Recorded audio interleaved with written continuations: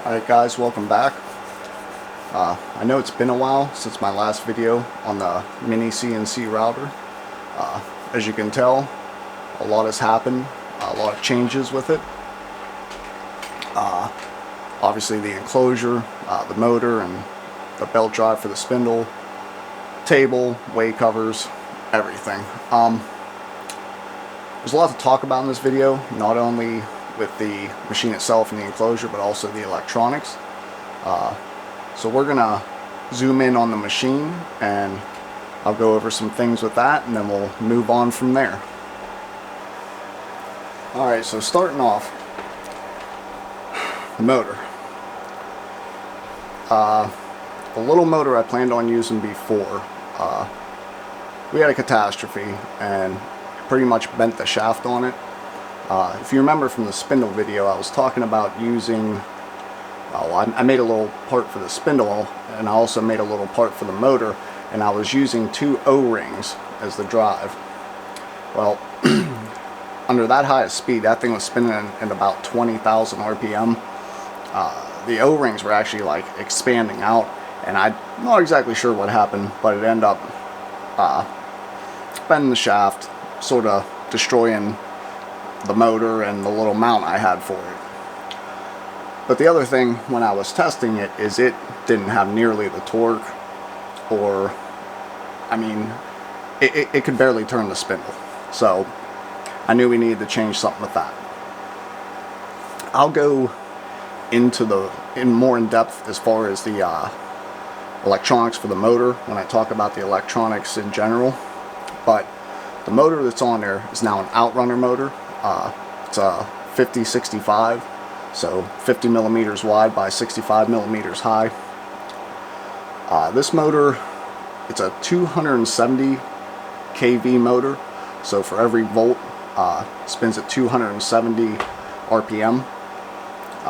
I'm using a 20 volt power supply, so that puts us right at about 5400 RPM. I went to a GT2 timing belt setup. It has a 30 or a 60 tooth pulley on the motor, and on the spindle it's a 36 tooth, so not quite a 2-to-1 ratio, but I did all the calculations. In the end, putting 20 volts into this, it's running like about 100 RPM shy of 10,000 RPM, so that's pretty much the max speed on the spindle. One of the next things that I ran into testing it was the anti-backlash nuts on the lead screws.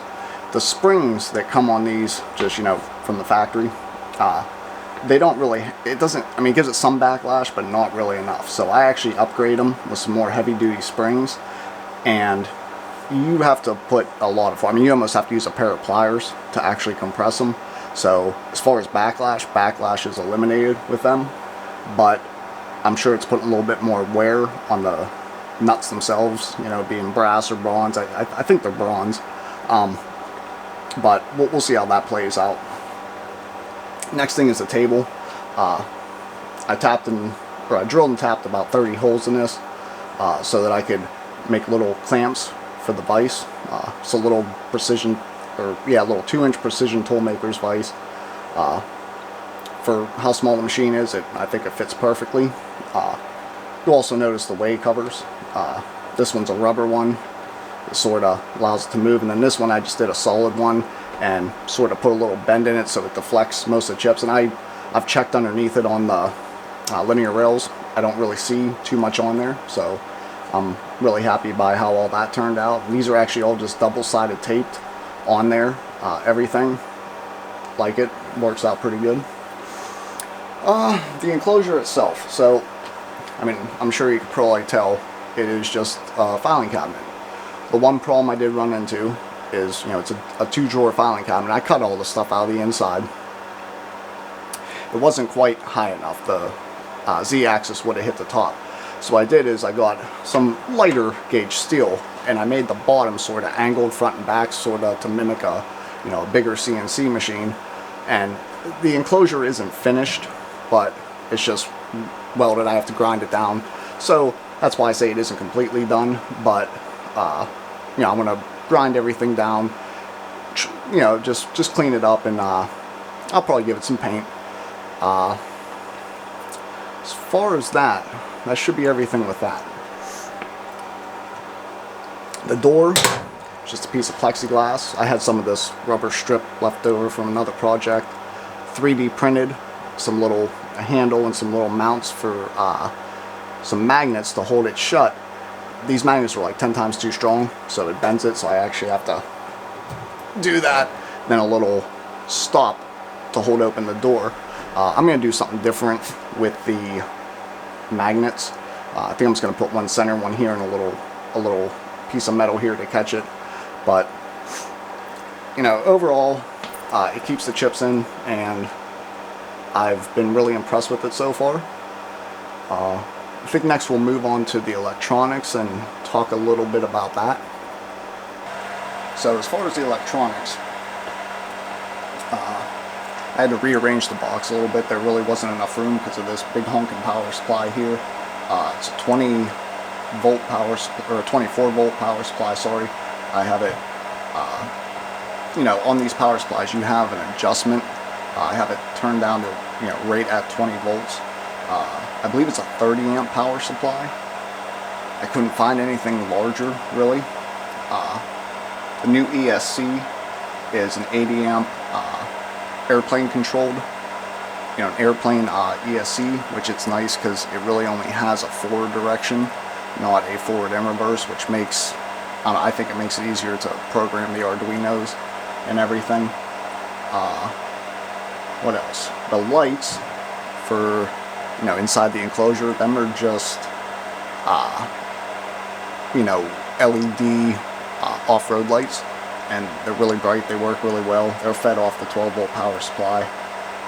Of course, I think I talked about the switch and the fan and all that last video about the electronics. All the wires are just hanging out right now because I plan on taking it back apart, and like I said, doing some finishing touches on the enclosure.